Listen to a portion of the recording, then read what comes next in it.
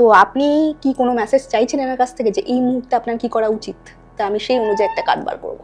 না, এখানে আপনার কোনো কোয়েশ্চেন করতে হবে না, এখানে জাস্ট আমি আপনার জন্য একটা মেসেজ বার করবো। আপনার এই মুহূর্তে কি করা উচিত, শিবজির তরফ থেকে আপনার গাইডেন্স কি আসছে, কি করা উচিত, দ্যাটস ইট। কোনো কিছুর অ্যাডিকশন আমি দেখতে পাচ্ছি আপনাকে ভীষণ খাচ্ছে। সেটা যে কোনো অ্যাডিকশন হতে পারে, সেটা তো এক্স্যাক্টলি বলা যাবে না, বাট কোনো কিছুর অ্যাডিকশন আপনি হয়তো খুব বেশি রিসেন্ট লাইফে করে তুলে ধরেছেন বা করছেন, যেটা আপনাকে কোথাও না কোথাও খাচ্ছে।